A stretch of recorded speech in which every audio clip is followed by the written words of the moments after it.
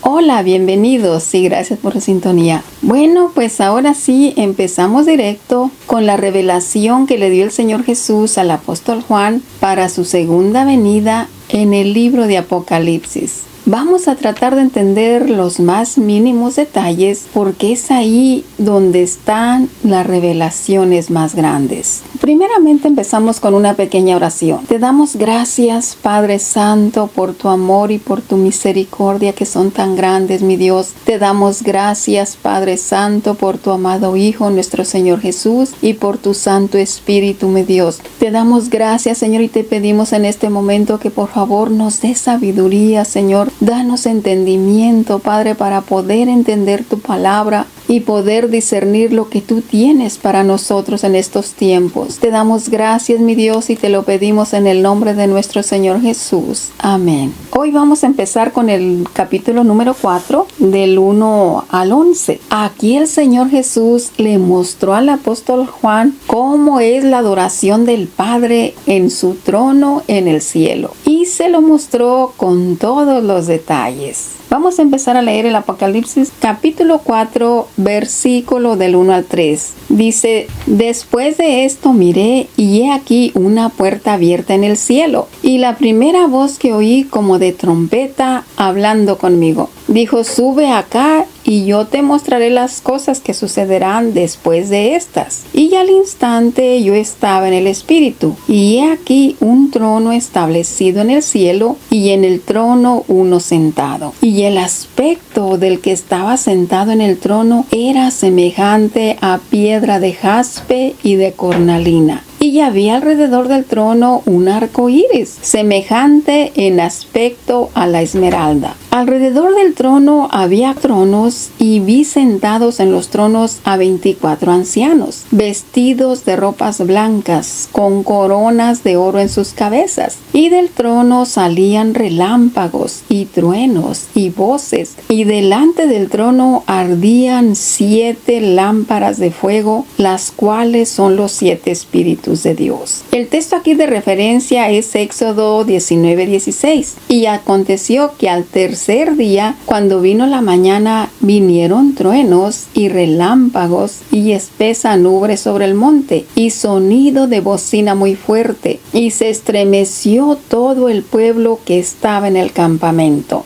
Y en Apocalipsis 8:5 dice: Y el ángel tomó el incensario y lo llenó de fuego del altar y lo arrojó a la tierra. Y el templo de Dios fue abierto en el cielo, y el arca del pacto se veía en el templo. Y hubo relámpagos, voces, truenos y un terremoto y grande granizo. Así se manifiesta Dios con su presencia. En Ezequiel 1 del 13 al 14 dice: Cuanto a la semejanza de los seres vivientes, su aspecto era como de carbones de fuego encendidos, como visión de hachones encendidos que andan entre los seres vivientes. Y el fuego resplandecía, y del fuego salían relámpagos. Los seres vivientes corrían y volvían a la semejanza de relámpago. Que los seres vivientes se movían a la velocidad de un rayo. Eso es poderoso. Ahora continuamos con el versículo 6. Apocalipsis 4, versículo 6. Y de delante del trono había como un mar de vidrio, semejante al cristal, y junto al trono y alrededor del trono 4 seres vivientes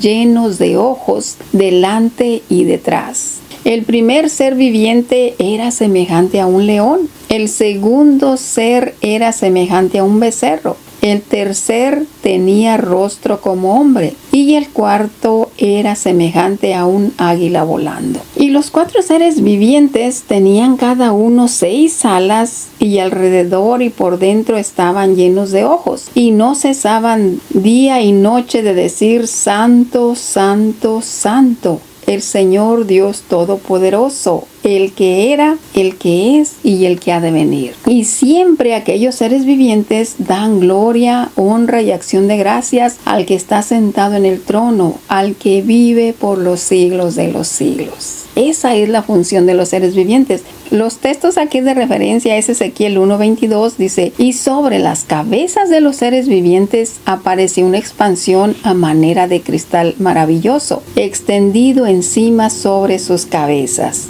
Y más adelante en Ezequiel del 26 al 28 dice: y sobre la expansión que había sobre sus cabezas se veían la figura de un trono que parecía de piedra de zafiro, y sobre la figura del trono había una semejanza que parecía de hombre sentado sobre él, y vi apariencia como de bronce refulgente, como apariencia de fuego dentro de ella, desde el aspecto de los hombros para arriba y de sus lomos para abajo vi que parecía como fuego y que tenía resplandor alrededor, como parece el arco iris que está en las nubes el día que llueve. Así era el parecer del resplandor. Esta fue la visión de la semejanza de la gloria de Jehová. Y cuando yo la vi, me postré sobre mi rostro y oí la voz de uno que hablaba. Lo importante de los seres vivientes es por lo que representan. Estuve buscando en el internet y hay diferentes interpretaciones de acuerdo a la Biblia acerca de esto, pero voy a compartir la que a mi punto de vista es más apropiado. Las características del león. En lo natural, al león se le representa como el rey de la selva, y bíblicamente los leones representan coraje, fuerza y poder. Son los felinos más poderosos, símbolos de luz y sabiduría, y siempre tienen los ojos abiertos. Y en la Biblia dice que el Señor Jesús se le reconoce como al león de la tribu de Judá, porque cuando Jacob, que después Dios le cambió el nombre a Israel, cuando estaba en su lecho de muerte, en Génesis 49:9 dijo: cachorro de león Judá. Y el Señor Jesús viene de esa descendencia. Por eso se dice que el Señor Jesús es el león de la tribu de Judá, porque él desciende de allí. En Apocalipsis 5:5 dice: y uno de los ancianos me dijo: no llores, he aquí que el león de la tribu de Judá, la raíz de David, ha venido para abrir el libro y desatar sus 7 sellos. Aquí ellos mismos están reconociendo a Jesús como el león de la tribu de Judá. Ahora vamos por las características del segundo ser viviente, el becerro. Un becerro es más de 1 año y menos de 2. Un becerro después de 2 años ya se le nombra un toro. Las características de un becerro, según los expertos en la ganadería, la primera característica es tolerancia al calor, resistencia a las enfermedades y el animal que tiene más larga vida entre los rebaños. Y además, en la Biblia se usaba un becerro para ofrecer las ofrendas de expiación para los sacerdotes y para toda la congregación. Así que el becerro tiene un símbolo muy especial delante de Dios. Era con el que se limpiaban los pecados de los sacerdotes y de toda una congregación. En Levíticos 4:3 dice: si el sacerdote ungido pecare según el pecado del pueblo, ofrecerá por su pecado que hubiere cometido un becerro sin defecto por su expiación. Eso es lo que dice la palabra del Señor. Eran muy importantes los becerros. Ahora, características del hombre. El hombre representa a la humanidad y se le dio dominio sobre la tierra. También representa al Hijo de Dios, y Jesús representa al Padre. Como le dijo el Señor Jesús a Felipe cuando le dijo: muéstranos al Padre y nos basta. En Juan 14 del 9 al 11. Y el Señor Jesús le contestó: tanto tiempo hace que estoy con vosotros y no me has conocido, Felipe. El que me ha visto a mí ha visto al Padre. ¿Cómo pues dices tú: muéstranos al Padre? El Señor Jesús es idéntico al Padre. El que me ha visto a mí ha visto el Padre. Eso quiere decir que el Señor Jesús es idéntico al Padre. Y al hombre se le dio dominio sobre la tierra, como lo dice en Génesis 1:26 y 27. Entonces dijo Dios: hagamos al hombre a nuestra imagen, conforme a nuestra semejanza, y señoree en los peces del mar, en las aves de los cielos, en las bestias de la tierra y en todo animal que se arrastre sobre la tierra. Y creó Dios al hombre a su imagen.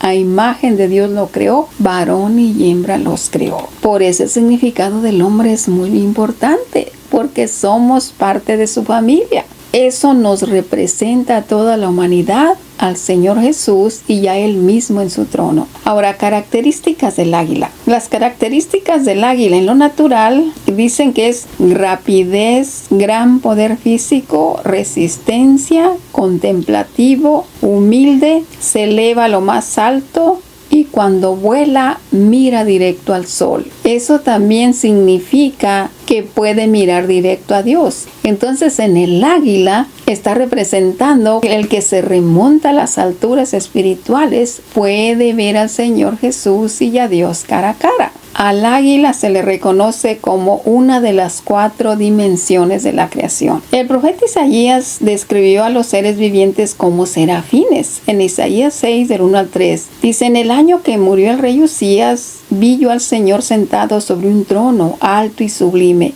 y sus faldas llenaban el templo. Por encima de él había serafines, cada uno tenía 6 alas, con 2 cubrían su rostro, con 2 cubrían sus pies, y con 2 volaban. Y el uno al otro daban voces diciendo: Santo, Santo, Santo, Jehová Dios de los ejércitos, toda la tierra está llena de su gloria. Apocalipsis 4:4, alrededor del trono había 24 tronos, y vi sentados en los tronos a 24 ancianos vestidos de ropas blancas, con coronas de oro en sus cabezas. Eso fue en el versículo 4, y al final del capítulo los vuelve a mencionar en el versículo 10 y 11. Dice: y los 24 ancianos se postraban delante del que está sentado en el trono y adoran al que vive por los siglos de los siglos, y echan sus coronas delante del trono diciendo: Señor, digno eres de recibir la gloria y la honra y el poder, porque tú creaste todas las cosas y por tu voluntad existen y fueron creadas. La pregunta aquí es: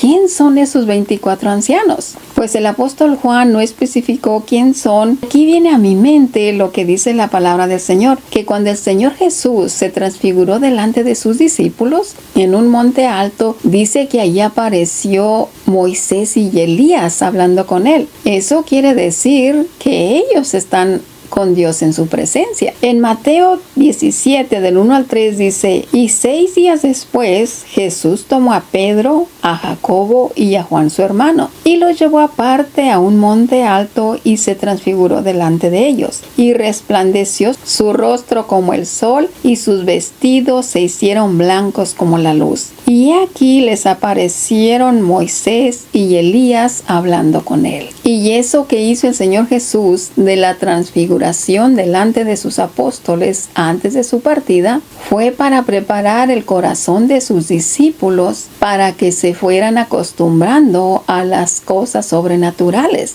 Porque se pueden imaginar el impacto de los discípulos al ver allí junto al Señor Jesús a Moisés y a Elías, que hace miles y miles de años que ellos se murieron. Entonces mirarlos allí, ese ha de haber sido un impacto tremendo. Otra cosa que podemos notar aquí, que nos podemos dar cuenta de que el apóstol Juan era un hombre muy inteligente y tenía bastante conocimiento de todos los materiales y piedras preciosas, porque describe todo un panorama que sientes como si tú lo estás mirando en tu mente. Creo que por eso el Señor Jesús lo eligió para darle esta revelación, para que pudiera transmitir este mensaje con todos los detalles para todas las generaciones. Bueno, pues es todo por ahora. Terminamos con una pequeña oración. Te damos gracias, Padre Santo, Señor, porque tú te glorificas en tu palabra, Señor. Gracias porque tú nos estás enseñando, Señor, lo que hay en este mensaje, en esta revelación que tú le diste al apóstol Juan, Señor. Te damos gracias, Padre, en el nombre de nuestro Señor Jesucristo. Bueno, pues es todo por ahora y sean todos bendecidos en el nombre de nuestro Señor Jesús.